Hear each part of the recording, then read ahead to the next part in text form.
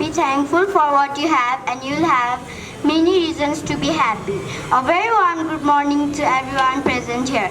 This is me, Aditi Sampang Rai from grade 6 A1. Today I have an impressive topic with me which I want to talk about.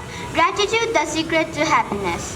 Today I would like to share some few thoughts about gratitude. Gratitude means appreciating the good things in our life and being thankful for the person who help and support us. We should be grateful to our parents for the love and care, to our teachers for guiding us, and to our friends for their companionship.